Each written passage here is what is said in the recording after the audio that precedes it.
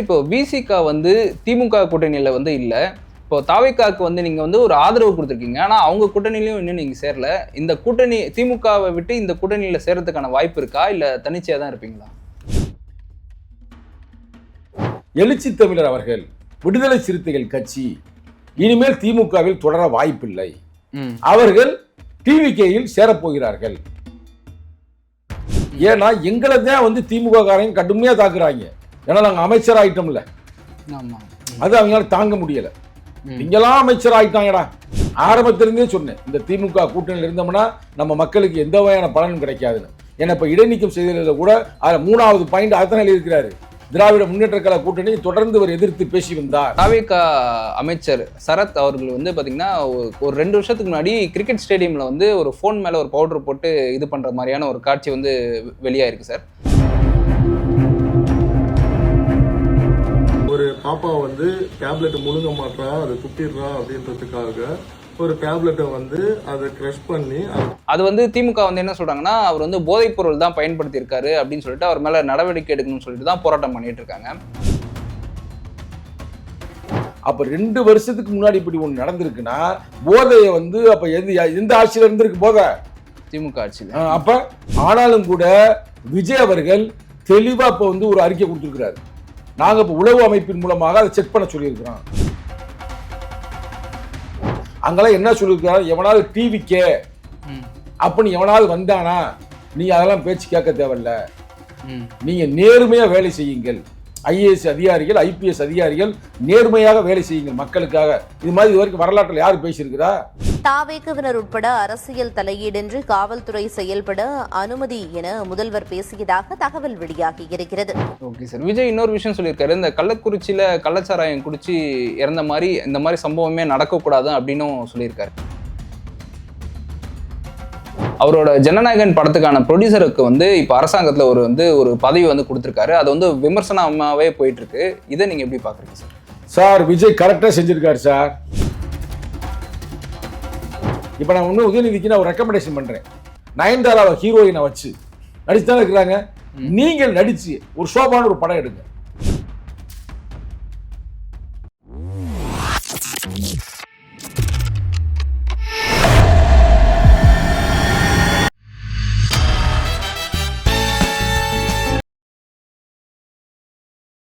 PPT cinema நேயர்களுக்கு வணக்கம். இன்னைக்கு நம்ம கூட இன்டர்வியூல திரு சங்கத்தமிழன் இருக்காரு. சார் வணக்கம் சார். வணக்கம் சார். இப்போ விசிகா வந்து திமுக கூட்டணியில் வந்து இல்லை. இப்போ தாவேக்காவுக்கு வந்து நீங்கள் வந்து ஒரு ஆதரவு கொடுத்துருக்கீங்க. ஆனால் அவங்க கூட்டணியிலையும் இன்னும் நீங்கள் சேரல. இந்த கூட்டணி திமுகவை விட்டு இந்த கூட்டணியில் சேர்றதுக்கான வாய்ப்பு இருக்கா, இல்லை தனிச்சையாக தான் இருப்பீங்களா? சார் இதை வந்து நான் இப்போதைக்கு சொல்ல முடியாது சார்.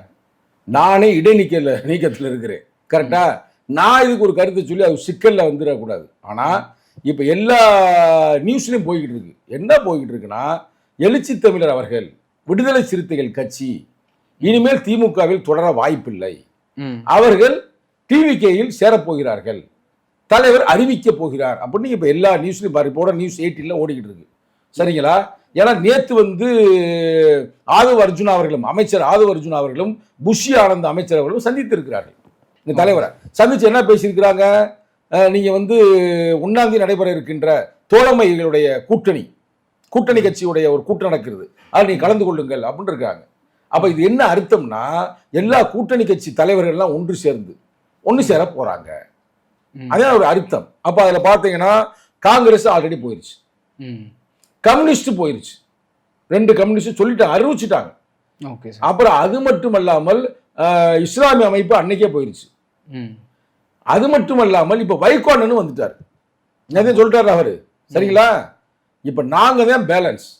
ஏன்னா எங்களை தான் வந்து திமுக காரங்க கடுமையா தாக்குறாங்க. ஏன்னா நாங்க அமைச்சர் ஆயிட்டோம்ல, அது அவங்களால தாங்க முடியல.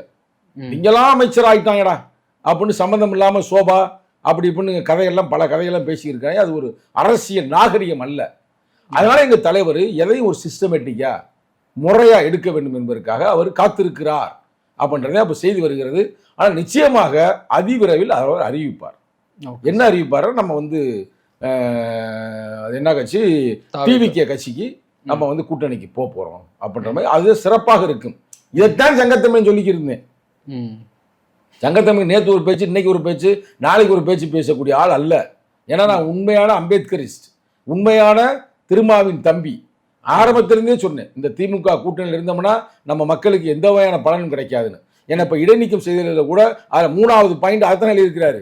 திராவிட முன்னேற்ற கழக கூட்டணி தொடர்ந்து அவர் எதிர்த்து பேசி வந்தார். கரெக்ட், நடவடிக்கை எடுத்த பற்றி எனக்கு கவலை இல்லை. ஆனா இன்னைக்கு இப்போ அங்கேயே அவங்க தான் போக வேண்டிய சூழ்நிலைக்கு வருது. காலம் வந்து எப்படி கொண்டு வருது பாருங்க. இப்போ திமுகவோட கூட்டணியில் இருந்தா கூட ஓகே, ஆனா எங்க வர்றான், திருப்பி இங்கே தானே வர்றான். அப்போ நான் உண்மையிலேயே தலைவருடைய மனச்சாட்சியாத்தான் நான் பேசியிருக்கிறேன். நானே என் சுய லாபத்திற்காக பேசல, என் சுய நன்மைக்காக பேசல. நான் ஒருவேளை திமுகவுக்கு ஜால்ரா அடிச்சு பேசியிருந்தா அது வேற பிரச்சனை. நம்ம அப்படி பேசணும், நம்ம நீதியின் பக்கம் நின்று பேசணும். ஏன்னா ஒடுக்கப்பட்ட மக்களுக்கான எந்த வகையான ஒரு தீர்வும் கிடைக்கவில்லை. வேங்க வயலாக இருக்கட்டும், மேல்பாதியாக இருக்கட்டும், இல்லை ஆம்ஸ்டாங் கொலை வழக்காக இருக்கட்டும், இல்லை தம்பி சின்னத்துறையை வந்து படிச்சான்றக்க வாயை வெட்டு நிகழ்வாக இருக்கட்டும், இல்லை நல்ல புல்லட் ஓட்டினா பண்ணுறதுக்காக சொந்த புல்லட் ஓட்டினான்ற கையை வெட்டியதாக இருக்கட்டும், இல்லை நல்ல கபடி விளையாண்டான்றக்காக விரலை வெட்டியதாக இருக்கட்டும், இல்லை தொழிலாளர்கள் யாரு தூய்மை தொழிலாளர்கள் போராடினார்கள், அவங்களுக்கு வந்து உங்களுக்கு எந்த வேணும் தீர்வு வழங்காமல் இருந்ததற்காக நம்ம எதிர்த்து நம்ம போராடினோம். இப்படி பல நிகழ்வுகளுக்கு நேர்மையாக நின்று நம்ம பேசணும், யூடியூப்ல தொடர்ந்து பேசணும். சரிங்களா? இப்ப அந்த பேசியதுடைய தாக்கம் இன்னைக்கு வந்து பெரிய ஒரு மாற்றம் உருவாகி இருக்குது இந்த மண்ணில். இப்ப அண்ணன் சண்முகம் கூட என்ன சொல்றாரு, அண்ணன் சண்முகம், தோழர் சண்முகம் தெளிவா அடிக்கிறார், நெத்திக்கு நெத்தி அடிக்கிறார். அதுக்காக அவங்க பூரா அவரை எதிர்த்து பேசுறாங்க. அண்ணன் சண்முகத்தையே தொடர்ந்து எதிர்த்து பேசி இருக்கிறாங்க. கரெக்டா? தீர்க்கதிர் கூட நீ விளக்கம் கொடுத்துருக்கு. ஆனா அவங்க புக்கில் வந்து அவரை எதிர்த்து பேசுறாங்க. அவர் பெரிய மாபெரும் போராளி. நாங்க எந்த கூட்டணி இருக்கின்றோம் நாங்க தான் முடிவு பண்ணோம், எங்களுக்கு யாரும் எஜமான் இல்லை அப்படின்னு ஓப்பனா பேசினாரு. திமுக கூட்டணி உடைந்து விட்டதுனாரு. அந்த வெறுப்புல இவங்க பேசி இருக்கிறாங்க. அதனால நீங்க ஒன்றும் கவலைப்பட தேவையில்லை. தலைவர் அதி விரைவில் அறிவிப்பார், முறையாக அறிவிப்பார். அடுத்ததா ஒரு கேள்வி என்னன்னு பாத்தீங்கன்னா, தாவேகா அமைச்சர் சரத் அவர்கள் வந்து பாத்தீங்கன்னா ஒரு 2 வருஷத்துக்கு முன்னாடி கிரிக்கெட் ஸ்டேடியம்ல வந்து ஒரு போன் மேல ஒரு பவுடர் போட்டு இது பண்ற மாதிரியான ஒரு காட்சி வந்து வெளியாயிருக்கு சார். அது வந்து திமுக வந்து என்ன சொல்றாங்கன்னா, அவர் வந்து போதைப் பொருள் தான் பயன்படுத்தி இருக்காரு அப்படின்னு சொல்லிட்டு அவர் மேல நடவடிக்கை எடுக்கணும்னு சொல்லிட்டு தான் போராட்டம் பண்ணிட்டு இருக்காங்க. ஸோ இதை பத்தி உங்களோட கருத்து என்ன சார்? இதை நம்ம ஓப்பனா பேசுவோம் சார். அவர் அமைச்சர் சரத், அவர் பேரு ஆமா சரத், சரக்கு இல்ல சரத். சரத் வந்து 2 வருஷத்துக்கு முன்னாடி செஞ்சிருக்கிறார் அப்படின்னு சொல்றாங்க. ஆனா அவர் என்ன சொல்றாரு, இல்ல என் குழந்தைக்கு நான் மாத்திரை கொடுப்பதற்காக தான் நான் செஞ்சேன், போட்டா வந்து நான் பக்கத்தில் இருக்கிற நண்பர்களை வச்சு எடுக்க விட்டேன் அப்படின்ற மாதிரி அவர் ஸ்டேட்மெண்ட் கொடுக்குறாருன்னு வச்சுங்களேன். நம்ம அதுக்கு போல அப்ப 2 வருஷத்துக்கு முன்னாடி இப்படி ஒன்று நடந்திருக்குன்னா போதையை வந்து அப்ப எந்த ஆட்சியில இருந்திருக்கு போதை? திமுக ஆட்சியில். அப்ப நீ தானே பொறுப்பு, நீ தானே சப்ளை பண்ணியிருக்கிறீங்க. நம்ம அப்படி ஒரு சந்தேகம் வரும்ல. இப்ப ஒரு அமைச்சரான பிறகு இந்த ஆட்சி வந்ததுக்கு பிறகு இது செஞ்சிருக்கிறாரா? நம்ம அதை பார்க்கணும்ல. ஆனாலும் கூட விஜய் அவர்கள் தெளிவா இப்ப வந்து ஒரு அறிக்கை கொடுத்திருக்கிறாரு. நாங்க இப்ப உளவு அமைப்பின் மூலமாக அதை செக் பண்ண சொல்லியிருக்கிறோம். செக் பண்ணி உண்மையிலேயே இவர் வந்து அந்த நேரத்தில் போதை வசதியை பயன்படுத்தினார் அப்படின்னா நடவடிக்கை எடுக்க தயார்ன்றார்ல, ஒன்றும் பயப்படலை. அது மட்டுமல்ல, இப்போ IAS IPS அதிகாரியோட கூட்டம் நடந்து கொண்டிருக்கிறவங்க பேசி கொண்டிருக்கிற இந்த தருணத்தில் அங்கெல்லாம் என்ன சொல்லியிருக்கிறார், எவனாவது டிவிக்கே அப்படின்னு எவனாவது வந்தானா நீ அதெல்லாம் பேச்சு கேட்க தேவையில்ல, நீங்க நேர்மையா வேலை செய்யுங்கள். IAS அதிகாரிகள் IPS அதிகாரிகள் நேர்மையாக வேலை செய்யுங்கள் மக்களுக்காக. இது மாதிரி இது வரைக்கும் வரலாற்றில் யார் பேசியிருக்கிறா? அப்போ சிறப்பு தானே. அவர் உண்மையிலேயே சரத்து வந்து போதையை பயன்படுத்தி இருந்தால் உளவு அமைப்பு கண்டுபிடிச்சு அதை சொல்லிடும். அந்த போட்டோ எப்படி எடுக்கப்பட்டது, எந்த காலத்துக்கு எடுக்கப்பட்டது, அவரோட சேர்ந்து யார் யார் இருந்தா அவன் ஈஸியாக கண்டுபிடிச்சிடும். அது ஒன்றும் பெரிய விஷயம் இல்லை. 2 வருஷத்துக்கு முன்னாடி நடந்திருக்குது. அப்புறம் இவ்வளவு நாள் இருந்துட்டு இப்போ எடுத்து அனுப்புறாங்கன்னா, எடுத்து போடுறாங்கன்னா நீங்கள மாதிரி ஆட்கள் எவனா இருப்பாங்களா? அது கரெக்டா விஜய் வந்து இந்த போதைக்கு எதிர்ப்பா மேரத்தான் ஓடினாரு, அப்பதான் இதையும் வந்து எதிர்கட்சி வந்து போட்டிருக்காங்க. இப்ப உதயநிதி நம்ம விமர்சனம் பண்ண இப்ப தேவையில்ல. அவர் பால்டாயில் வந்து விஷத்தை குடிச்சாரு அப்படின்னு ஒரு காலத்துல ஒரு செய்தி வந்துச்சா இல்லையா?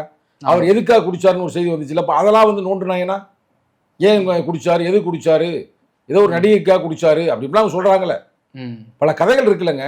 அப்ப அதெல்லாம் நோண்டி எடுத்தாங்கன்னா அதே நேரத்தில் ஒரு நடிகை வந்து துபாயில வந்து அவங்கள வந்து இவர் வந்து ஒரு நட்பா இருக்கிறாரு அப்படின்னு சொல்றாங்க. நான் ஒன்றும் சொல்லலை.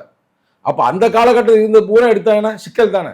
நிகழ்காலத்தில் இவர் அமைச்சரான பிறகு என்ன செய்தார், செஞ்சிருந்தா நடவடிக்கை எடுங்க. அதில் ஒன்றும் மாற்று கருத்தே இல்லை. மனித வாழ்க்கையில எல்லா வாழ்க்கையும் நம்ம திரும்பி பார்த்தோம்னா பல பிரச்சனைகள் தான். நிகழ்காலத்தில் எப்படி ஒழுக்கம் சார்ந்து இருக்கிறாருன்னு தான் பார்க்கணும். நம்ம சொல்ல போனா ஒரு நடிகை வந்து அது பேரு சுசி லீக்கா, சுசி லீக், அந்த அம்மாவை என்னென்ன சொல்லுச்சு நம்மளே பார்த்தோம். ஆமா. இதே உதயநிதியை பத்தி பல பேர் சொல்லிச்சுலங்க, அந்த அம்மா சொல்லு, நமக்கு தெரியாதுங்க. நம்மளை பொறுத்த வரைக்கும் அவர் வந்து ஒரு கட்சியோட இளைஞரணி செயலர் நம்ம பார்த்தோம். ஆனா அந்த அம்மா என்ன சொல்லிச்சு இவரை பத்தி? மோசமான கருத்தெல்லாம் பதிவு பண்ணிச்சு. அதெல்லாம் நம்ம பேச முடியுமா? பேச முடியாதுல. நிகழ்காலத்துல எப்படி இருக்கிறாங்க அதை நீங்க பார்க்கணும். அதனால பொதுமக்களுக்கு எதுவும் பாதிப்பு இருக்குதா, இல்ல இவங்க எதுவும் போதை வஸ்தை வாங்கி விற்கிறாங்களா? அமைச்சர்களே ஆரம்ப காலகட்டத்தில் போதை வஸ்துகள் இங்க வருவதற்கு காரணமே பல அமைச்சர்கள். இன்னைக்கு கூட பல வந்து இது நடத்துறாங்க பாருங்க, அது பேர் என்ன, டாஸ்மார்க், அதுக்கான ஃபேக்டரிலாம் யாரு? அமைச்சர்கள். அப்ப அதெல்லாம் சரி பண்ணணும்ல.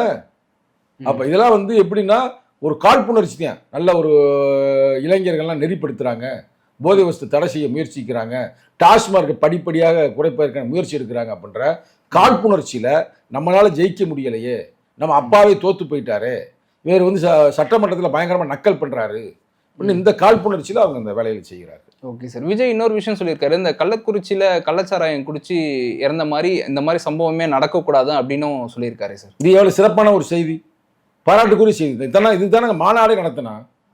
கள்ளக்குறிச்சியில வந்து கள்ளச்சாராயத்தை குடித்து இறந்து விட்டார்கள் என்றதுக்காக நாங்கள் மாநாடே நடத்தினோம். அந்த மாநாட்டை காலி பண்ணதே திராவிட முன்னேற்ற கழகம்.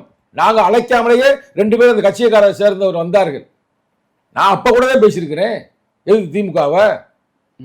அதை ஒண்ணுமில்லாம ஆக்கி விட்டாங்கல்ல. நாங்க எதிர்த்து நடத்தினதே இது திமுக எதிர்த்து நடத்தினோம். அந்த காலகட்டத்தில் இன்றைய அமைச்சர் ஆதவர்ஜுனா எங்கூட இருந்தார். சிறப்பான மாநாடு, நம்மளாம் அதில் கலந்து கொண்டோம், சிறப்பாக பணியாற்றினோம். அப்ப இதுக்கு எல்லாத்துக்குமே காரணம் திராவிட முன்னேற்ற கழகம் தாங்க. போதை வஸ்துக்கு திராவிட முன்னேற்ற கழகம் காரணம். இன்னைக்கு சினிமா சீரழிஞ்சு போனது காரணம் திராவிட முன்னேற்ற கழகம். தலித்துகளுக்கு எதிர்ப்பாக வேலை பார்ப்பது திராவிட முன்னேற்ற கழகம். இஸ்லாமியர்களுக்கு எதிர்ப்பாக செயல்படுவது திராவிட முன்னேற்ற கழகம் திமுக. அதே நேரத்தில் பாலியல் குற்றங்கள் அதிகமாக அந்த காலகட்டத்தில் இருந்ததுக்கு திமுக தான் காரணம். யாரும் மறுக்க முடியாது. இன்னைக்கு அது அழித்தொழிக்கப்பட்டிருக்கிறது. அதை தாங்க முடியாம இவங்க பிரச்சனை வளர்க்குறாங்க. சார், உங்க தலைவர் வந்து இந்த பேராசிரியர் பணி நியமனத்தை பத்தி ஒரு அறிக்கை கொடுத்திருக்காரு சார், அதை பத்தி கொஞ்சம் சொல்லுங்க சார். அந்த அறிக்கையை வந்து ரொம்ப மோசமான அறிக்கை சார். எங்க தலைவர் கொடுத்துருக்காரு. போன திமுக அரசாங்கம், திராவிட முன்னேற்ற கழக ஆட்சியாளர்கள், இப்ப சொன்னல அடிக்க வந்தேன்ல, இப்ப இதையும் அதை சேர்த்துக்கிறீங்க கரெக்டா. என்ன பண்ணிருக்காங்கன்னா எக்ஸாம் வச்சிருக்கிறாங்க உதவி பேராசிரியர்களுக்கு. அந்த உதவி பேராசிரியர்களுக்கு வச்ச எக்ஸாமே ஒரு சிட்டியா இருந்திருக்குது. கல்லூரி உதவி பேராசிரியர்கள் பணி நியமன தேர்வு முறைகேடுகள் குறித்து உரிய விசாரணை நடத்திட வேண்டும். தமிழ்நாடு அரசுக்கு, யார், விஜய் ஆட்சி அரசுக்கு விடுதலை சிறுத்தை கட்சிகள் வேண்டுகோள் விடுக்கிறது. இது என்னன்னா, அரசு கலைக்கல்லூரி அறிவியல், இந்த கலைக்கல்லூரியில் வந்து ஒரு 2208 உதவி பேராசிரியர் பணியிடங்கள் இருக்கு பிரதர். அதுக்காக வந்து ஆசிரியர் தேர்வு வாரியம் வந்து ஒரு எக்ஸாம் வந்து எப்ப நடத்துதுன்னா 2025 டிசம்பர் மாசம் 27 நடத்திருக்குது. அந்த எக்ஸாமுடைய முடிவு எப்ப வந்துச்சுன்னா இப்பதே வந்துச்சு. இந்த 2026 ஜூன் மாசம் 25 வந்துச்சு. இப்போ ரிசல்ட் வந்துருச்சு. இந்த ரிசல்ட்டுடைய முடிவுகளை நீங்க பார்த்தீங்கன்னா ஃபுல்லா முறைகேடாக இருக்கிறது. அது எடுத்துக்காட்டு தலைவர் ஒன்று சொல்றாரு. என்னன்னா, ஒருத்தர் வந்து தமிழ்ல வந்து முதல் தாளில் வந்து 150க்கு 111 மதிப்பெண் பெற்றிருக்கிறார். ஆனால் அதே நபர் தமிழ்ல 2ஆம் தாளில் 50க்கு 0 மட்டுமே பெற்றுள்ளார். வெறும் 0. அதுல அவ்வளவு மார்க் எடுத்தவர் இதுல எப்படி இந்த மார்க் எடுத்தாரு அப்படின்னு பலதை அடிக்கி அவர் வர்றாரு. சரிங்களா? அப்ப எனவே அதை வந்து கேன்சல் பண்ணணும்ன்றார். அந்த எக்ஸாமே டோட்டலாக கேன்சல் பண்ணிட்டு திருப்பி எக்ஸாம் நடத்துங்க. அப்போ தேர்வு ஆணையத்துக்குள்ளே இப்படி ஒரு குளறுபடி நடக்குதுன்னா இது யார் காரணம்? இப்போ ரிசல்ட் இப்போ வருதுன்னா இப்போ வந்து இந்த அதிகாரிகள் காரணமா, இல்லை டிசம்பர்ல இந்த எக்ஸாம் நடந்திருக்கு அப்போ அந்த காலகட்டத்திலையுமே காரணமா அப்படின்றத வந்து உண்மையாக கண்டுபிடிக்க சொல்றாரு. இது உண்மையிலே ஒரு முக்கியமான ஒரு நிகழ்வு. ஏன்னா ஆசிரியரே வந்து சிக்கலாயிட்டா, பேராசிரியர்களே சீட்டிங் பார்ட்டியாக வந்து அமைஞ்சிட்டா நாடு எப்படி வழங்கும்? அவருடைய கேள்வி வந்து ஒரு நியாயமான கேள்வி எங்கள் தலைவர் வச்சிருக்கிறாரு. இதை வந்து தளபதி விஜய் அவர்கள் நிச்சயமாக இதுக்கு ஒரு தீர்வு கொடுப்பார். அதுக்கு எடுத்துக்காட்டு நீங்கள் பாருங்களேன். எல்லா எதிர்கட்சியிலும் என்ன சொல்லுச்சு, ஒரு ஜோதிடரை போட்டதுமே அது ஜோதிடருக்கு நீங்கள் போடக்கூடாது அப்படின்னா அவர் எடுக்கலையா? அதே மாதிரி துப்புரவு பணியாளர்கள் அவங்கள வந்து நீங்கள் வந்து பிரைவேட் ஆக்காதீங்க அப்படின்னு கேட்டார், எடுத்துட்டார். அது மாதிரி மக்களுடைய போராட்டத்தை எல்லாம் அவர் செவி சாய்க்கிறார். ஆனால் இந்த நிச்சயமாக அவர் செய்வார். நிச்சயமாக இதற்கான தீர்வு. சார், இப்போ நீங்க சொன்னீங்க விஜய் வந்து எல்லாமே கரெக்டா வந்து ஆட்சியை வந்து செஞ்சுட்டு இருக்காருன்னு சொன்னீங்க. ஆனா அவர் மேல இப்போ ஒரு சர்ச்சை இருந்திருக்கு. என்னன்னா, அவர் வந்து அவரோட ஜனநாயகன் படத்துக்கான ப்ரொடியூசருக்கு வந்து இப்போ அரசாங்கத்துல ஒரு பதவி வந்து கொடுத்துருக்காரு. அது வந்து விமர்சனமாவே போயிட்டு இருக்கு. இதை நீங்க எப்படி பாக்குறீங்க சார்? சார், விஜய் கரெக்டா செஞ்சிருக்காரு சார். சும்மா குண்டக மண்டகம்லாம் செய்யலை. இவங்க அப்படி உருவாக்குறாங்க திட்டமிட்டு. சும்மா அந்த பிரச்சனை இந்த பிரச்சனைமே சொல்கிறாங்க. என்னன்னா ஜனநாயகம்னு ஒரு படம் எடுத்தாங்களா? ஆமாம் சார். பெரிய படமா? பட்ஜெட் 500 கோடிக்கு மேலே உள்ள பட்ஜெட் உள்ள படம் தானே. அந்த படம் வந்துருச்சா? இன்னும் வரல. அந்த படத்தை ரிலீஸ் பண்ணி விட்ட உடனே அது திமுக காரங்க. அது ஒரு பிரச்சனை ஓடிக்கிட்டு இருக்கு. அப்போ அந்த படத்தோட தயாரிப்பாளருக்கு எவ்வளோ பெரிய நட்டமாக இருக்கும்? நட்டம் இருக்குமா இருக்காதா? படமே வெளியே வரலங்க. அப்போ அவர் ஒரு நண்பராகவும் இருந்திருக்கிறார். அப்போ அவர் என்ன பண்ணியிருக்கிறாருன்னா, தமிழ்நாட்டுக்கும் குறிப்பாக தமிழ்நாட்டில் இருந்து ஏதாவது பேப்பர்ஸ் அனுப்பணும், இல்லை அங்கே வந்து ஏதாவது நிகழ்ச்சி நடத்தணும் டெல்லியில் அப்படின்னா, ரெண்டுக்கும் ஒரு தூதுவர் மாதிரி ஒரு ஆள் தேவைப்படுது பிரதிநிதியாக. அந்த பதவி தான் கொடுத்துருக்கிறாரு. இது ஒன்றும் பெரிய வந்து அரசியல் அமைச்சர் பதவி இல்லை. இது என்னன்னா, இப்போ வந்து டெல்லிக்கு ஒரு போராட வச்சுங்களேன், சரி நீங்கள் தனி விமானத்தில் வாருங்கள், இத்தனை மணிக்கு வாருங்கள், அதை ஒரு இங்கே ரெடி பண்ணணும். அங்கே போன பிறகு அவர் பிரதமரை சந்திக்க விரும்புகிறாரு, அப்போ பிரதமரை சந்திப்பதற்கான ஏற்பாடுகள், இவ்வளவுதான். இது ஒன்றும் பெரிய அரசு சார்ந்தது இல்லை. உங்களுக்கு புரியுதா? இதுக்கு நான் ஒரு வரலாறு சொல்கிறேன், உங்க யாருக்குன்னு தெரியாது, திமுக காரங்களுக்கே தெரியாது. நான் சொல்கிறேன், இதுக்கு முன்னாடி இந்த பதவியில் திமுக காலகட்டத்தில் இருந்தவர் யாருன்னா விஜயன். நான் பேர் சொல்கிறேன்ல, விஜய் என் நண்பர் தான். Okay sir. அவர் யாருன்னா அந்த காலத்தில் இருந்த முதல்வர் இருந்தார்ல ஸ்டாலின், அவருக்கு நெருங்கிய நண்பர். நண்பர்னா ஒரு கோஷ்டி மாதிரி. ஒரு காலத்து அப்பாவுக்கு ஒரு கோஷ்டி இருக்கு, மகனுக்கு ஒரு கோஷ்டி இருக்கு அந்த காலகட்டத்திலங்க. இவர் வந்து இளைஞரணி செயலராக இருக்கும்போது அந்த காலகட்டத்திலே அண்ணன் விஜயன் அவருக்கு நெருங்கிய நண்பர். Okay sir. அவர் ஒரு தலித்து, புரியுதா? அவர் எந்தனா எம்பியா இருந்தவர், நாகப்பட்டினத்துடைய எம்பியாக இருந்தவர் அண்ணன் விஜயன் அவர்கள். Okay sir. ரைட்டா? அப்புறம் தோத்து போயிட்டார், அது வேற பிரச்சனை. அவருக்கு எப்படி கொடுத்தாரு? எல்லாருமே மறந்து போயிட்டாங்க அவரை, பழைய நண்பர். திடீர்னு இப்ப கொடுத்தாரு, ஒரு நட்பின் ரீதியான கொடுத்திருக்கிறாரு. அது மாதிரி இவர் நட்பின் ரீதியாக கொடுத்திருக்கிறார். அப்படிலாம் ஒண்ணும் இல்லை. அவர் என்னைக்கு வந்து அரசியல் தான் வேணும் அப்படின்னு சினிமா விட்டாரோ, அவர் சினிமா பத்தி சிந்திக்கல, மக்களை பத்தி சிந்திக்கிறாரு. ஆனா இவங்க தான் நம்ம சினிமாவை சிந்திக்கிறாங்க. சோபான்றாங்களே, சோபான்றது ஒரு படத்துல வந்துச்சு. ஆமா சார். புஷ்பான்ற படத்துல. அப்ப சினிமாவில் வெற்றி பெற்றவர் இன்னைக்கு அரசியல்ல அமைதியாகி விட்டார், மக்களுக்காக பாடுபடுறாரு. இவங்க அரசியல் தோத்த பிறகும், துணை முதல்வராக இருந்த பிறகும் இன்னும் சினிமாவே யோசிச்சுட்டு இருக்கிறாங்க. அப்ப உங்களுக்கு தெரியுதா யார் மக்களுக்கானவர்கள், யார் சினிமானவர்கள் என்று? இப்ப நான் ஒன்னும் உதயநிதிக்கு நான் ஒரு ரெக்கமெண்டேஷன் பண்றேன். நயன்தாராவை ஹீரோயினை வச்சு நடிச்சுதான் இருக்கிறாங்க. நீங்கள் நடிச்சு ஒரு சோபான ஒரு படம் எடுங்க, நிச்சயமா அது பெரிய வெற்றி பெறமாக கூட அமைவதற்கான வாய்ப்புகள் இருக்கிறது. அதனால தேவையில்லாத வேலைகளை பேசாம மக்களுக்கான வேலைகளை செய்ய வேண்டும். இது வந்து உண்மையிலேயே வந்து தவறு என்று நினைத்தால் அவரே ஆளை எடுத்துட்டு வர, அது ஒரு பெரிய பதவி இல்லை. Okay sir. அது சாதாரண பதவி. இந்த ஃபயர் தமிழன் நேயர்களுக்கு வணக்கம். இன்னைக்கு நம்ம கூட இன்டர்வியூல திரு சங்கத்தமிழன் இருக்காரு. சார் வணக்கம் சார். வணக்கம் சார். நாளைக்கு வந்து ஜூன் 30, இதுல வந்து பாத்தீங்கன்னா அரசியல் உரிமை போராளிகள் நினைவு நாள், அந்த இது வந்து நடக்குது சார், அந்த நினைவு நாள். அதுல நீங்க வந்து கலந்துக்கிறீங்களா? மிக ஒரு முக்கியமான ஒரு கேள்வி நீங்கள் கேட்டிருக்கிறீர்கள். அதாவது விடுதலை சிறுத்தையுடைய வரலாற்றிலேயே ஜூன் 30 என்பது மிக மிக ஒரு முக்கியமான நாள். இது எப்படின்னா 1996 ஜூன் மாதம் 30 போராளி முருகேசன் அவர்கள் படுகொலை செய்யப்பட்டார். முருகேசனோட சேர்ந்து 6-7 பேர் படுகொலை செய்யப்பட்டார்கள், மொத்தம் 7 போராளிகள். அதற்கான ஒரு நினைவு நாள் தான் நாளை ஜூன் 30. அது மதுரை மாவட்டம் மேலூரில் இருக்கின்ற மேலாவளவில் விடுதலை களத்தில் வந்து அந்த நிகழ்வு ஆண்டுதோறும் நடைபெறும். அந்த நிகழ்வில் நான் ஒருவேளை வெளிநாட்டில் இல்லாமல் தமிழ்நாட்டில் இருந்தேன்னா நான் அந்த நிகழ்வில் கட்டாயம் கலந்து கொள்வேன். எழுச்சி தமிழ் அவர்களும் தொடர்ந்து கலந்து கொள்வார். எனக்கு தெரிய அவர் வந்து அந்த கொரோனா காலத்தில் ஒரு காலகட்டத்தில் மட்டும்தான் அவர் கலந்து கொள்ளவில்லை, மற்ற எல்லா காலகட்டங்களிலுமே அவர் கலந்து கொண்டிருக்கிறார். இது வந்து விடுதலை சிறுத்தைகளுடைய முக்கியமான வரலாறு. ஏன் வரலாறுனா கேட்டுக்கிறீங்க, விடுதலை சிறுத்தைகள் 90களில் தான் மதுரை மாவட்டத்தில் வளர்ந்து வந்துச்சு. அப்போ 1992 அம்மாசி வேலு அப்படின்னு ஒரு பெரிய படுகொலை நடந்துச்சு. இதெல்லாம் இன்ற இளைஞர்களுக்கு தெரியாது, நம்ம அவங்க சொல்ல வேண்டிய பொறுப்பு இருக்கு. நீ கேட்ட கேள்வியை வைத்து அந்த வரலாறை நான் சொல்லுகிறேன். 1992 என்ன ஆகி போச்சுன்னா, இந்த நிலத்தை வந்து குத்தகை எடுப்பாங்க பார்த்தீங்களா, கோயில் நிலத்தை. அப்போ வந்து அந்த நிலத்தை வந்து என்னைக்குமே வந்து எப்பொழுதுமே எல்லா ஊர்லேயுமே மேல் சாதிக்காரர்கள் தான் எடுப்பார்கள், ஆதிக்கவாதிகள் தான் இருப்பார்கள், சாதி வெறியர்கள் தான் எடுப்பார்கள். அந்த வகையில் அப்படி எடுத்துக்கொண்டிருக்கின்ற அந்த காலகட்டத்தில் தலித்து மக்களும் தலித்து இளைஞர்களும் எடுக்கிறாங்க. அப்போ அவங்களுக்கு கோபம் வருது, ஏண்டா நிலத்தை வந்து நீ குத்தகைக்கு எடுக்கிற அளவுக்கு நீங்க பெரிய ஆள் ஆகிட்டீங்களா, அவ்வளோ பெரிய ஆளா அப்படின்னு அம்மாசி வேலை வந்து தலையை வெட்டிடுறாங்க.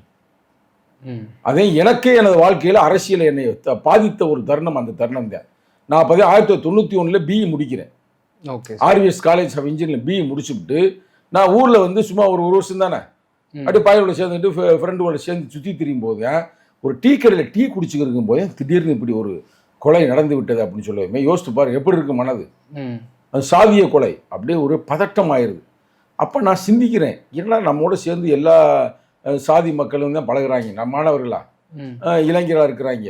ஆனால் இது எப்படி நடக்குது? கிராமங்கள், நான் இருக்கிறது மேலூர் சிட்டி, கஸ்தூரிபாய் நகர், நான் வாழ்கிற இடம். ஆனால் இது நடந்த இடம் வந்து மேலாவளவு, மேலூர்லேருந்து இந்த ஒரு 5 கிலோமீட்டர் இருக்குன்னு வச்சுங்களேன். என்னடா அது இப்படி இவ்வளவு சோகமான நிகழ்வு நடந்துருச்சு அப்படின்னு பதட்டம். கடைசியில் பார்த்தா அது யாரா செஞ்சிருக்கான்னு பார்த்தா அது வந்து என்னோட பள்ளியில் படித்த நண்பர்கள், அவங்களே அந்த குற்றவாளியாக வர்றாங்க. ஓகே. அப்போ நம்ம யோசிப்போம், நம்ம படிக்கிற காலத்துலாம் சாதி வெறி இல்லாமல் நல்ல பயலாக இருந்தாங்க, இது எப்படி இவங்களை இப்படி உருவாக்குது அப்படின்னு எனக்கு ஒரு பெரிய தாக்கத்தை உருவாக்குது. ஏன்னா நம்ம கல்லூரியில் படிக்கும்போது சாதி இல்லை, பள்ளியில் படிக்கும்போது சாதி இல்லை, ஆனால் சமுதாயத்தில் வரும்பொழுது எல்லாம் ஒற்றுமையாக இருந்தவங்களே ஒருத்தனை வெட்டிக்கிறாங்கன்றதை விட ஒருத்தர் வெட்டப்படுகிறார்கள். அவங்களும் திருப்பிலாம் அடிக்கிற அளவுக்கு மேலூரும் இல்லை, உண்மையை தானே சொல்லணும். அப்போ இந்த காலகட்டத்தில் தான் எழுச்சி தமிழர் வருகிறார். அவர் அங்கே ஒரு கவர்மெண்ட்ல வேலை பார்க்குறார். என்ன அப்படி நடக்குதுன்னா அவர் வந்து ஒரு புரட்சியாக பேசி அதை எப்படி இது பண்ணணும்னு போராட்டங்கள்லாம் மேற்கொள்கிறார். அப்புறம் 92க்கு பிறகு நான் 93, 94 எல்லாம் வந்து நான் அங்கே தான் இருக்கிறேன். எங்கள் மதுரை மாவட்டம் மேலூரில் வந்து அருள்மிகு கள்ளழகர் பாலிடெக்னிக்கில் நான் ப்ரொஃபஸராக வேலை பார்க்குறேன். சும்மா அசிஸ்டன்ட் ப்ரொஃபஸராக பிஏ தான் முடிச்சிருக்கிறோம். அவள் அப்படி இருக்கும் பொழுது அந்த சாதி வெறியர்கள் எல்லாம் நான் பார்த்து பேசுவேன். ஏன்டா அப்படிலாம் பண்ணுறீங்க, எல்லாம் தப்பு இல்லையா அப்படின்னும் போது, ஆமாம் நாங்கள் தெரியாமல் செஞ்சுட்டோம். சில பேர் நாங்களே இது செய்யலைன்னு சொன்னாங்க என்கிட்ட, சும்மா வேறங்க என் பேரை போட்டேன். சில பேர் செய்தவர்களுக்கும் தெரிஞ்சிச்சு, நாங்கள் அப்படிலாம் செய்ய மாட்டோம் அப்படின்னாங்க. இனிமேல் நீ அப்படிலாம் செய்யாதீங்க, அதெல்லாம் தவறு, பாவம் ஏழைகளை வந்து நீங்கள் வந்து இது பண்ணக்கூடாது சாதி பேரை சொல்லி. நாளைக்கு உங்களை விட உங்களை வழியை வந்து உங்களை பிராமணன் இது பண்ணால் நீங்கள் என்ன பண்ணுவீங்க? பிராமணே கொல்ல மாட்டேன், ஆனால் நம்மளை அடிமைப்படுத்துவான்ல, அதனால் அப்படிலாம் போகக்கூடாது அப்படின்ற மாதிரி கருத்துக்களை உருவாக்குறதான் பழைய வரலாற்று உண்மைகள். அதான் இன்னைக்கு இருக்கிற கட்சியில் இருக்கிற எவனுக்கு தெரியாது. இன்னும் உங்களுக்கு ஒரு உண்மையை சொல்கிறேன். 1994 ஆகஸ்ட் மாதம் 8ஆம் தேதி ஏறக்குறைய ஒரு 100 போலீஸ் ஆயுதத்தோட என் ஆஃபீஸை ரவுண்ட் அப் பண்ணுறாங்க. நான் இப்போ வீனஸ் கன்ஸ்ட்ரக்ஷன் வச்சிருக்கிறேன். ஏன் ரவுண்ட் அப் பண்ணாங்க இப்படிலாம் இப்போ இருக்கிற அரசியல்வாதிகள் கொஞ்சம் தெரிஞ்சுக்கிறேங்க. நானே சொன்னோம்னா நல்லா இருக்காது. நான் வருஷத்தோடு சொல்கிறேன். 1994 ஆகஸ்ட் மாதம் 8ஆம் தேதி ஏறக்குறைய 100 போலீஸுங்க. எங்க மதுரையிலையா சார்? மதுரை மாவட்டம் மேலூர்ல. ஓகே. அதெல்லாம் இப்போ செய்தியா வந்துச்சு. ஆயுதம் தாங்கி வந்து ரவுண்ட் அப் பண்றாங்க. நம்ம அதெல்லாம் மீறி வரும்பொழுதுங்க அப்புறம் வீட்டில் எங்கள் அப்பாவுடைய இதில் வந்து இப்படிலாம் வந்து பொது பிரச்சனை வரும்போது சிக்கலாகி போயிடும், தலையிடாத, ஆனால் வெளிநாட்டுக்கு போ அப்படின்ட்டு நான் 95 ஜனவரி மாதம் துபாய் போயிடுறேன். இதே நம்ம வரலாறு ரைட்டா. இது வந்து எவ்வளவுக்கு பாதிச்சிருக்குன்னு பாருங்க அந்த 92வது அந்த மர்டர். அடுத்து நான் போன பிறகு ஏறக்குறைய 97, 96, 97 இல்லைதான் இந்த விஷயம் நடக்குது. நான் அப்பெல்லாம் துபாயில் இருக்கிறேன். ஓகே சார், சரிங்களா. இந்த விஷயம் நடக்குது. மேலாவளவு என்ன இந்த மேட்டர்னா அது வந்து இடத்த போய் குத்தகை கேட்டதுக்காக அந்த பிரச்சனை. இது வந்து இடம்னா கவர்மெண்டோட இது கோயில் பார்த்து கோயில் குத்தகை கொடுவாங்களா அந்த இது மேலாவளவு என்னடானா அதில் முருகேசன் என்பவர் ஊராட்சி மன்ற தலைவராக வெற்றி பெறுகிறார். அந்த எலெக்ஷன் நிற்கவே கூடாதுன்னு சொல்றாங்க, அதை மீறி இவர் நிற்கிறார் தைரியமா. சரி, நின்ற பிறகு அவர் வந்து யாருன்னா திமுக காரு. இதே மெயினான பாயிண்ட். நான் போட்டு அனுப்புறேன், உங்களுக்கு தர்றேன், இதெல்லாம் எவன்ட்டுமே இருக்காது, நான் வச்சிருப்பேன். அவர் போய் டாக்டர் கலைஞர் மு கருணாநிதியை பார்க்கிறாரு. ஐயா, நான் ஊராட்சி மன்றத்தில் வெற்றி பெற்றுட்டேன், எனக்கு வந்து சாதி வெறியர்கள் என்னை மிரட்டுறாங்க. அந்த சாதி வெறியர்கள் யாருன்னா திமுக காரங்க மிரட்டுறாங்க, என்னை கொலை செய்யுன்றாங்க, எனக்கு போலீஸ் தாங்கி ஒரு பாதுகாப்பு எனக்கு போடுங்க அப்படின்றாங்க. பார்ப்போம் அவர் எப்படி போடுவார். போடவே இல்லை. ஓகே. அடுத்து பார்த்து இவர் வந்து கலெக்டர் போய் பார்க்குறாரு. கலெக்டர் மக்கள் பிரச்சனைக்காக போயிட்டு வரும்பொழுதுங்க இவர் வந்து படுகொலை செய்யப்பா. அது எப்படி பஸ்ஸில் வரும்போது மறித்து இவரை போட்டு தள்ளிடுறாங்க. இவரோட சேர்ந்து ஒரு 4-5 பேரை போட்டுறாங்க. மொத்தம் இவரோட சேர்ந்து அந்த இடத்துல 5 பேர் 6 பேரை போட்டுறாங்க. இது இப்படி போட்டுட்டாங்க அப்படின்னு சொல்லி ஒருத்தர் போராடுறாரு மேலூர்ல, அங்க ஒருத்தர் போட்டுறாங்க. 6-1 7 பேர், முதல்ல ஒரு 2 பேர், 7-2 9 பேர். ஓகே. எவ்வளவு ஒரு கொடூரமான ஒரு ஏரியா நம்ம வாழ்ந்துருக்குன்னு பாருங்க. இன்னைக்கு அப்படிப்பட்ட ஏரியாவுக்கு அந்த விடுதலை களத்திற்கு நம்ம அவங்களுக்கும் தனிப்பட்ட முறையில் அந்த முருகேசனுடைய மனைவிக்கே வந்து நம்ம சில உதவியெல்லாம் செய்திருக்கிறோம். இப்போ ஒரு வாரத்துக்கு முன்னாடி கூட என்கிட்ட பேசினாங்க. அவனோட தம்பி கூட நல்ல தம்பி, போராளி தான். அவருடைய மருமகன் ஒரு போராளி. அவங்க நம்மகிட்ட தொடர்பில் தான் இருக்கிறாங்க. தொடர்ந்து நம்ம வந்து அந்த மக்களோட தொடர்பில் இருக்கிறோம். இன்னும் கேவலமான செய்தி நல்லா எழுதி வச்சு நோட் பண்ணுங்கிறீங்க. அந்த மேலாவளவில் செத்து போன தலித்துகளை தூக்கி போறதுக்கு சுடுகாட்டுக்கு பாதை இல்லை. ஏன்னா ஏன் அரசியல் இதுதானே ரொம்ப பாதிப்பு உருவாக்கி இருக்குது. நான் துபாயிலேருந்து 2020 ரிட்டர்ன் ஆகி வர்றேன், இப்போ ஒரு கொரோனாவுக்கு பிறகு. அப்போ ஒரு நாள் அந்த மேலாவளவு தோழர்கள்லாம் வந்து என்கிட்ட சொல்கிறாங்க, அண்ணே நீங்கள் தலைவருக்கு நெருக்கமான ஆள், அண்ணன்ட்ட போய் சொல்லுங்கள், என்னங்கப்பா பிரச்சனை, எங்களுக்கு செத்து போனால் எங்களுக்கு தூக்கிட்டு போகிறது கூட பாதை இல்லைப்பா, சுடுகாட்டு பாதைன்றாங்க. என்னங்க அப்படி சொல்கிறீங்க, நம்பவே முடியலை ஜனநாயக நாட்டில் அப்படின்னு பார்த்தா அது உண்மையாக இருக்குது. தலைவருக்கு ஃபோன் பண்ணி நம்ம பேசுகிறோம், தலைவர் சொல்கிறார் அப்படிலாம் இருக்கிறதுக்கு வாய்ப்பு இல்லை, நல்லா செக் பண்ணி பண்ணுறாரு. திருப்பி செக் பண்ணுறான். அப்போ கூட ஒரு கட்சி முக்கியமான தலைவர் இப்போ இல்லை, செத்து போயிட்டார். அவர் போய் தலைவர் சொல்கிறார் அப்படிலாம் இல்லை, சங்கத்தை தெரியாது, அவர் துபாயில் வந்துட்டு அவருக்கு என்ன தெரியும், அதெல்லாம் ஒன்றும் அதெல்லாம் எந்த பிரச்சனையும் இல்லைன்றாரு. அப்புறம் தான் போய் செக் பண்ணி தலைவரே வந்து நேரடியாக செக் பண்ணுறாரு. இந்த ஜூன் 30க்கு வரும்பொழுது அவரே நேரடியாக செக் பண்ணுறாரு. ஆமாம் உண்மைதான், இல்லை சிந்தனை செல்வனும் செக் பண்ணார், பாதை இல்லாமல் தான் இருந்துச்சு. இப்போ வரைக்கும் இல்லை. அதுக்கான எவ்வளவோ போராடிட்டோம். எங்கள் தலைவர் வந்து கலெக்டர்கிட்டையும் பேசிட்டாரு, அப்போ அந்த காலத்தில் இருந்த அமைச்சர்கிட்டையும் பேசிட்டாரு, கோர்ட்டுக்கும் போயிட்டோம். கோர்ட்லையும் போய் கோர்ட்டும் தீர்ப்பு கொடுத்துருச்சு, இவங்களுக்கு நல்ல ஒரு பாதையை உருவாக்குங்கன்னு. இதுதான் நாட்டோட லட்சணம், இதுதான் தமிழ்நாட்டு லட்சணம். இப்பயாவது விஜய் அவர்கள் இன்று முதல்வராக இருக்கிறாரு, நீங்க தயவு செய்து நான் அந்த டாக்குமெண்ட்ஸ்லாம் உங்களுக்கு நான் கொடுக்குறேன், அவங்களுக்கு அந்த பாதைகளை உருவாக்கி கொடுங்க. அவ்வளவு கேவலமா இருக்குல்ல. அப்ப இந்த சூழ்நிலையில நான் தொடர்ந்து அந்த மக்களோடு தொடர்பில் இருக்கிறேன், அந்த இளைஞரோடு தொடர்பில் இருக்கிறேன். இப்ப கூட சில ஆண்டுகளுக்கு முன்னால் நாங்க வந்து வெல்லும் ஜனநாயகம் என்ற மாநாடு நடத்தினோம். அந்த மாநாட்டுக்கு வந்து நான் இது தீ பிளம்பு, அங்கிருந்த தீ சுடர் ஏந்திய விடுதலை சுடர், அந்த விடுதலை களத்துல இருந்து நாங்க எடுத்துட்டு வந்தோம். அந்த மக்களுடைய ஆதரவோடு அது நிறைய இளைஞர்களோடு சேர்ந்து ஓடி வந்தாங்க. ஓடி வந்து சுடரை வந்து நாங்கள் திருச்சியில கொடுத்தோம். அப்படி பல தொடர்புகள் உள்ள இடம் தான் மேலாவளவு. ஆனா நாளைக்கு நான் வரணுமா என்ன அப்படின்னு பல கேள்விகள் எழுகிறது. ஏன்னா என் மேல நடவடிக்கை இடைநீக்கம் செய்யப்பட்டிருக்கிறேன் 3 மாதத்திற்கு. அதுக்குள்ள இது வருது. இப்ப என்ன மாவட்ட செயலர் வந்து என்னை அழைக்கிறார். அந்த நோட்டீஸ்ல என் பேரையும் போட்டிருக்கிறாரு. எங்க கட்சியுடைய அந்த பகுதியுடைய மாவட்ட செயலர். அவங்க குடும்பத்திலிருந்து அழைக்கிறாங்க, முருகேசன் குடும்பத்திலிருந்து பல நண்பர்களும் நம்ம கூப்பிடான்னு வச்சுங்களேன்.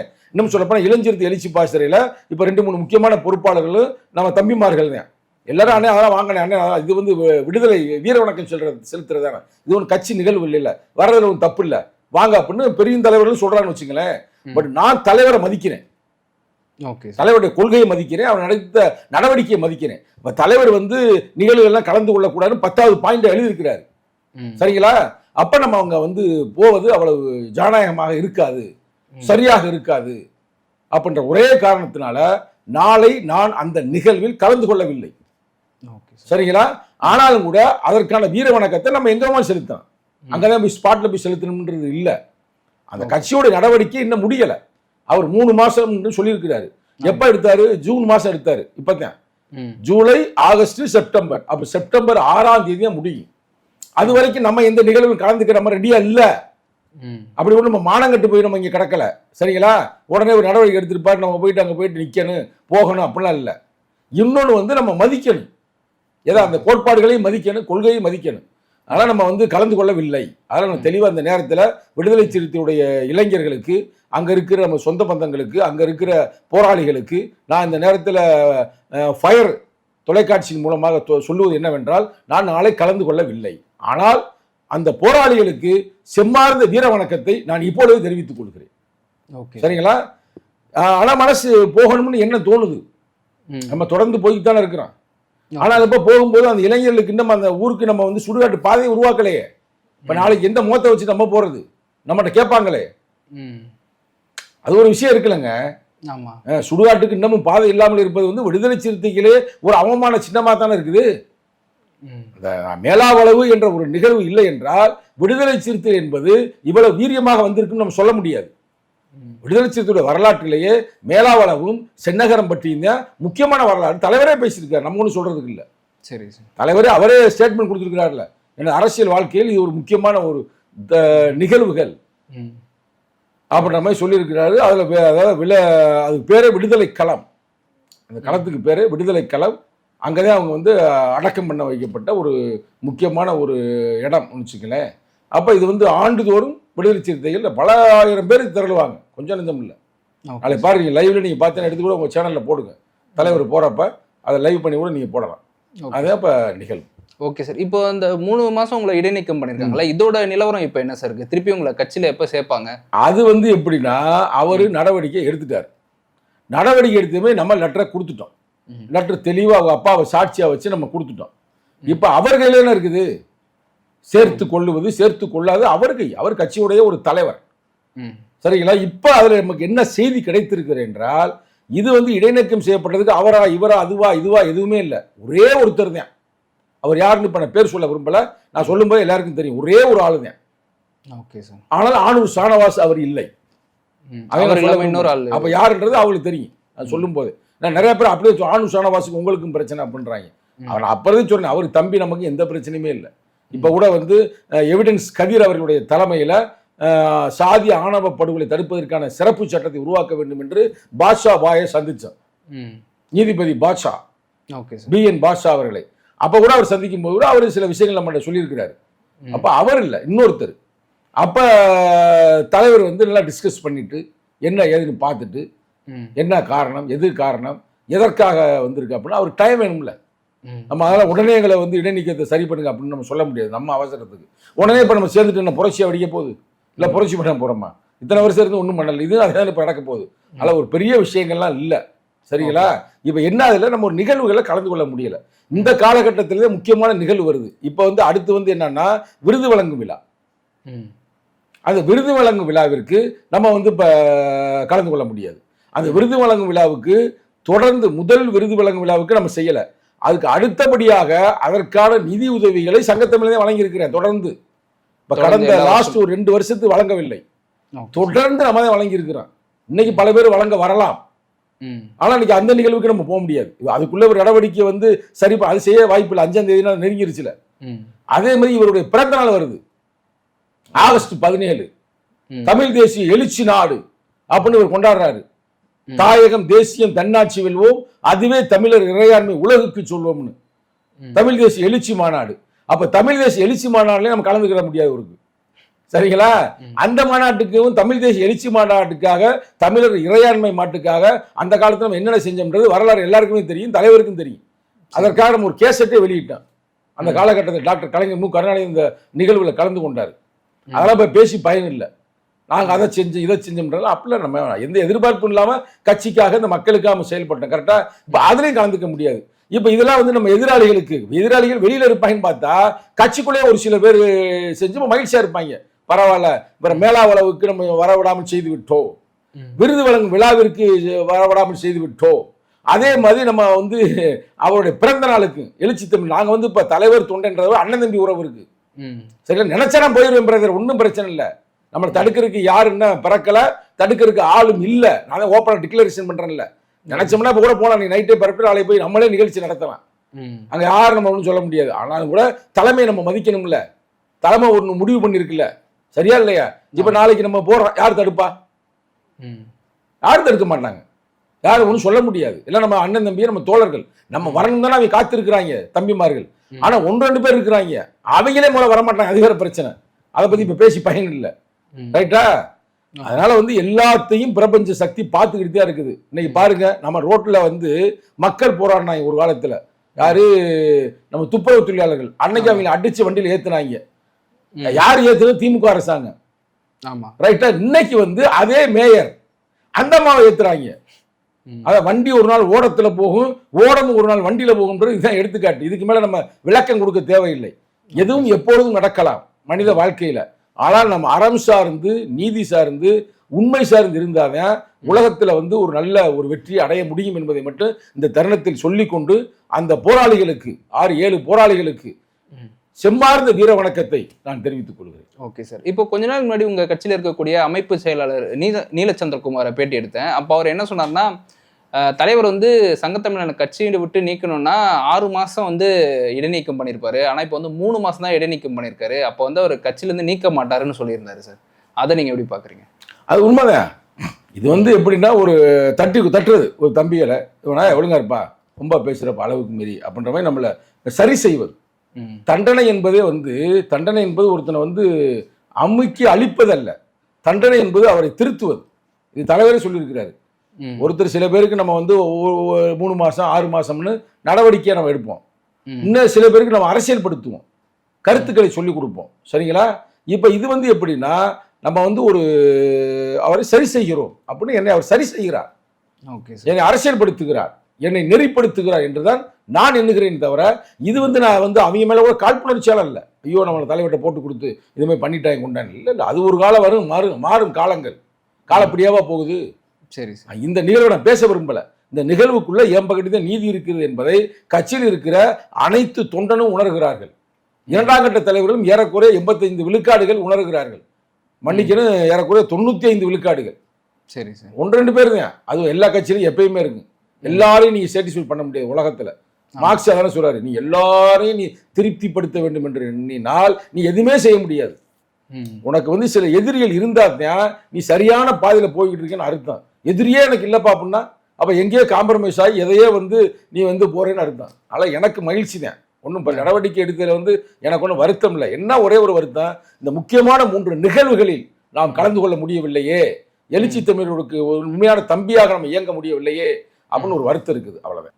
Okay sir. உங்க நேரத்துக்கும் கருத்துக்கும் நன்றி சார். நன்றி, வணக்கம்.